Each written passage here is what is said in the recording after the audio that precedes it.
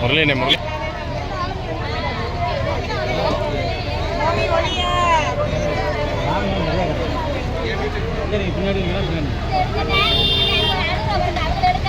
பின்னாடி போகாடா ஏன்டா போகிறீங்க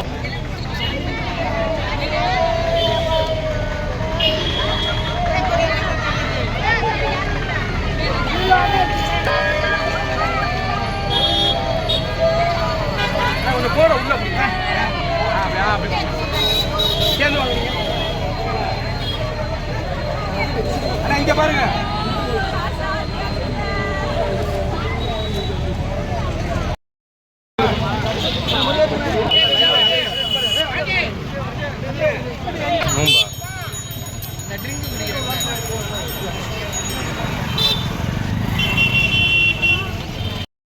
அனுமதி இல்லையா?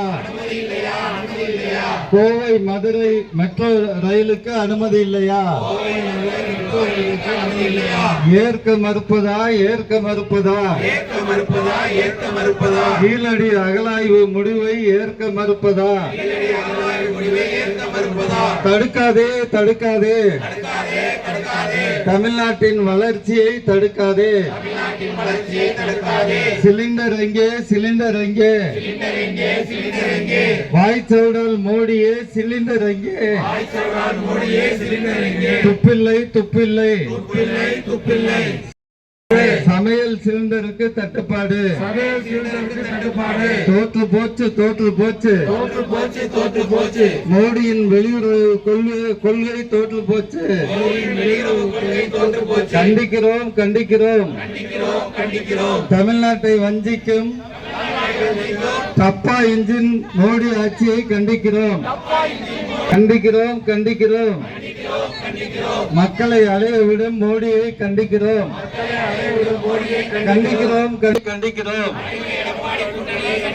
நடவடிக்கை எடு. உடனடியாக நடவடிக்கை எடு. போக்கிடு தட்டுப்பாட்டை போக்கிடு. பாடம் புகட்டுவோம். எதிரிக்கு எண்ணி ஆட்சியை தோற்கடிப்போம். விரட்டிடுவோம். எண்ணிய தப்பா என்கிற ஆட்சியை விரட்டுவோம். தமிழ்நாட்டின் உரிமைகளை காத்திடுவோம். வெல்லட்டும். தமிழ்நாடு அணி வெல்லட்டும். தமிழ்நாடு வெல்லட்டும். ஸ்டாலின் தொடரட்டும். தமிழ்நாடு வெல்லட்டும். வெயில் கொடுமை வேற, அதனால மோடி கொடுமையோட இயக்கங்கள் சார்பில் நம்முடைய சிபிஎம் மாவட்ட செயலாளர் சங்கர் அவர்கள், நம்முடைய தோழமை கட்சிகள் என்பது இன்றைக்கு மாண்புமிகு தமிழ்நாடு முதலமைச்சர் அவர்கள் அனைவரையும் அரவணைத்து இந்த கூட்டணி வெற்றி கூட்டணியாக இருக்க வேண்டும், எதிரிகள் அஞ்சி ஓடுகிற கூட்டணியாக இந்த கூட்டணி அமைய வேண்டும் என்கிற நோக்கத்திலே மிக பிரம்மாண்டமான ஒரு கூட்டணியை தமிழ்நாட்டிலே உருவாக்கி இருக்கிறார்கள். இன்றைக்கும் அதிமுக பாஜக கூட்டணியில், என்டிஏ கூட்டணியில் யாருக்கு எத்தனை தொகுதின்னு முடிவு பண்ண கூட முடியாத ஒரு சூழ்நிலை. வேறு யாராச்சும் வருவாங்களான்னு பெண்சாமரை வீசி காத்து கொண்டிருக்கக்கூடிய சூழ்நிலை இன்றைக்கு அவர்களுக்கு அந்த கதி ஏற்பட்டிருக்கிறது. அதற்கு காரணம் இந்த 5 ஆண்டு காலத்திலே தலைவர் தளபதி அவர்கள் தமிழ்நாட்டிலே தமிழக மக்களுக்காக செய்திருக்கிற பல்வேறு நலத்திட்டங்கள் என்பதை யாருமே மறுக்க முடியாது. எனவே யார் எத்தனை பேர் வந்தாலும் நம்ம கூட்டணியை வெல்வதற்கு தமிழ்நாட்டில் எந்த கூட்டணியும் கிடையாது என்பதை நாங்கள் மகிழ்ச்சியோடு தெரிவித்துக் கொள்கிறோம். எனவே யாரெல்லாம் சீட்டு வாங்கினாங்களோ அவங்க எல்லாம் சீட்டு வாங்கின அன்னைக்கே சட்டமன்ற உறுப்பினர் என்கின்ற முத்திரையோடு நிச்சயமாக வளம் வர முடியும். அந்த அளவுக்கு இன்றைக்கு பலம் வாய்ந்தது. தலைவர் 200+ என்று சொன்னார். நாங்கள் இன்னைக்கு சொல்கிறோம் 234. எடப்பாடி பழனிசாமியும் தோற்பார், மற்றவர்களும் தோற்பார்கள். அந்த அளவுக்கு வலிமையான ஒரு கூட்டணியை நாம் உருவாக்கி இருக்கிறோம் என்பதை இங்கே தெரிவித்துக் கொள்ள கடமைப்பட்டிருக்கிறேன்.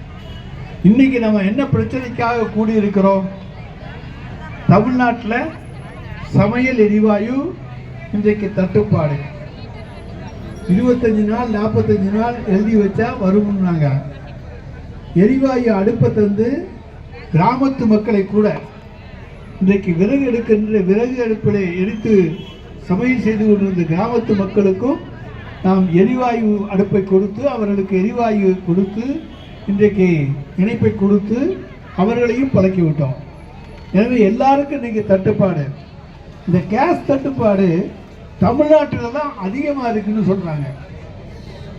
மற்ற மாநிலங்களுக்கும் நமக்கும் இருக்கக்கூடிய வேற்றுமை அதுதான். தமிழ்நாட்டை ஓரவஞ்சனை செய்கிறது ஒன்றிய அரசு. நமக்கு தர வேண்டிய கல்வி நிதி தரல, 100 நாள் வேலை நிதி தரல, அதே போல கிராமச்சாலைகள் திட்டத்துக்கான நிதி தரல, பல்வேறு திட்டங்களுக்கான நிதிகளை தர மறுக்கிற ஒன்றிய அரசு இன்றைக்கு கேஸ் தட்டுப்பாடை செயற்கையாக தமிழ்நாட்டிலே உருவாக்கி இங்கே இருக்கக்கூடிய மக்களை அலக்கழிக்கலாம் நினைச்சாங்க. ஆனால் இங்கே இருக்கிறது யாரு? தளபதி மு.க. ஸ்டாலின். எனவே அவர் உடனே நீங்க தட்டுப்பாடா, பெரிய கியூ நிக்குதா, யாரும் கவலைப்படாதீங்க, நீங்க ஹோட்டல்காரங்களா, ஹோட்டலை நீங்க மூட வேண்டாம், மக்களுக்கு தேவையான பணிகளை செய்யுங்கள், நீங்கள் செலுத்துகிற கூடுதல் மின்சாரத்துக்கு 2 ரூபாய் மானியம் தருகிறேன் என்று இந்தியாவிலேயே அறிவித்த ஒரே முதலமைச்சர் நம்முடைய முதலமைச்சர். அதே போல சிறு குறு தொழிற்சாலைகளுக்கு 1 கோடி வரை மானியத்தோடு கடன் உதவி வழங்கப்படும் என்று அறிவித்திருக்கிற முதலமைச்சரும் நம்முடைய முதலமைச்சர். நீ ஒரு வழக்கம் வந்தா எனக்கு இன்னொரு வழி தெரியும், அந்த பாதையை திறந்துவிட்டு என்னுடைய தமிழ்நாட்டு மக்களை காப்பாற்றுவதுதான் என்னுடைய லட்சியம் என்று இன்றைக்கு வாழ்ந்து கொண்டிருப்பவர் நம்முடைய முதலமைச்சர். மோடி எதிர்பார்க்கல தமிழ்நாட்டில் இப்படியெல்லாம் நடக்கும்னு. தமிழ்நாட்டு மக்கள்லாம் போராட்டம் நடத்த போறாங்க, தெருவுக்கு வந்து போராடுவாங்க. அதை வச்சு ஏதாச்சும் டெல்டாவில் குட்டையில் குழப்பின மீன், அதில் ஏதாச்சும் மீன் பிடிக்கலாமா அப்படின்னு மோடி கனவு கண்டார். ஆனால் இன்னைக்கு அந்த அவருடைய கனவு பெருங்கனவாக போய் அவருக்கு எதிராக திரும்பிவிட்டது. இந்த பெட்ரோல் டீசல் அதை போல கேஸ் தட்டுப்பாட்டுக்கு அடிப்படை காரணம் என்ன? அடிப்படை காரணமே மோடி தான். அமெரிக்காவோடு நட்புறவு வேண்டும், ரஷ்யாவிலிருந்து வாங்குகிற கச்சா எண்ணெயை குறைக்க வேண்டும் என்று அமெரிக்கா முதலில் சொன்னது. பிறகு எண்ணெயே வாங்கக்கூடாது கச்சா எண்ணெய்னு சொன்னது. அதுக்கெல்லாம் அடிபணிந்து தன்மானத்தை விட்டு கொடுத்து இந்தியாவையே அடகு வைத்து இந்திய மக்களை அடகு வைத்து அதன் மூலமாக அரசியல் ஆதாயம் தேட முயற்சித்த ஒரே காரணம்தான் இன்றைக்கு இந்த சமையல் கேஸ் தட்டுப்பாட்டுக்கு அடிப்படை காரணம். இதற்கு முழு பொறுப்பும் மோடி அவர்கள் தான், வேறு யாரும் இதுக்கு பொறுப்பு இல்லை. ஏன் நாம் அமெரிக்காவுக்கு பயப்படணும்? அமெரிக்காவுக்கு ஏன் நாம் அடிபடிந்து போக வேண்டும்? இங்கே தமிழ்நாட்டிலே துணிச்சல் மிக்க முதலமைச்சராக நான் தமிழ்நாடு தலைவணங்காது தலை நிமிர்ந்து நிற்கும், நாங்கள் யாருக்கும் தலைவணங்க மாட்டோம் என்று சொல்லுகிற முதலமைச்சரை பெற்றிருக்கிற தமிழகத்தை போல மோடி அவர்கள் இந்தியா யாருக்கும் தலைவணங்காது, இந்தியா தலை நிமிர்ந்து நிற்கும் என்று அல்லவா சொல்லியிருக்க வேண்டும். அதை விட்டுட்டு நாங்கள் ரஷ்யாவிலிருந்து கச்சா எண்ணெய் வாங்கலை, நீங்கள் அட்ஜஸ்ட் பண்ணி போங்க, இந்தியா பொருளை வாங்குங்க அப்படின்னு சொல்கிறாங்க.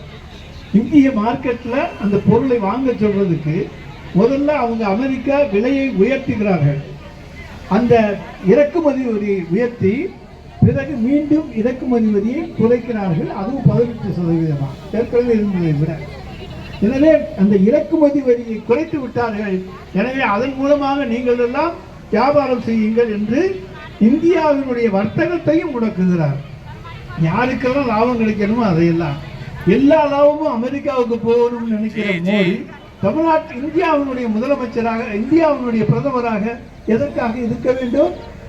நம்ம நாட்டு பொருள் நமக்கு வரியை கூட போடுறான், அப்புறம் லேசாக குறைக்கிறான், குறைக்கிறது போல நடிக்கிறாங்க, அடிக்கிறது போல அடி, நான் நடிக்கிறது போல நடிக்கிறேன் என்று சொல்லி அந்த சினிமா பாணியிலே இன்றைக்கு அமெரிக்காவும் இந்தியாவும் நாடகம் நடத்தி கொண்டிருக்கிறார்கள். எனவேதான் இந்த கேஸ் டீசல் தட்டுப்பாடு. ஈரான் ஒன்று இந்திய கப்பல்களை நான் தடுக்கிறேன் என்று சொல்லவில்லை. இவங்க நாங்கள் பேசிக்கிட்டே இருக்கோம்னு சொல்லி தங்களுடைய அரசியல் சாதுரியம் என்று சொல்லி 2 கப்பல்களை அந்த ஜலசந்தி வழியாக வரவழைத்து இருக்கிறோம் என்று சொல்லுகிறார்கள். ஒன்று மட்டும் நிச்சயம், அதாவது ரஷ்யாவிலிருந்து நம்ம எவ்வளவு எண்ணெய் வாங்கினோமோ கச்சா எண்ணெய் அதை வாங்கி இருந்தால் இன்றைக்கு இந்த பிரச்சனை இருக்காது.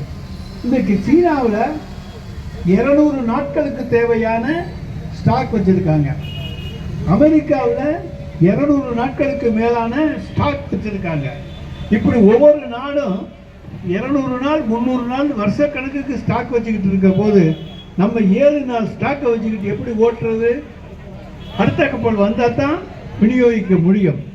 எனவே இதை கோட்டை விட்டது இந்திய அரசினுடைய இயலாமை, திட்டமிடுதலிலே அவர்கள் அடைந்த தோல்வி. 2 இடத்துல தான் இன்றைக்கு கச்சா எண்ணெய் இறக்கப்படுகிறது. அதை விரிவுபடுத்தவில்லை. எனவே விரிவுபடுத்தி எதிர்காலங்களில் இப்பொழுதாவது விழித்துக் கொண்டு கச்சா எண்ணெயை நாம் 2 நாட்களுக்காக கொள்முதல் செய்யாமல், 1 வாரத்துக்கு கொள்முதல் செய்யாமல் 100 நாட்களுக்கு நாம் கேஸ் இருப்பு வைத்துக் கொள்ளுகின்ற அளவுக்கு திட்டமிடுதல் வேண்டும்.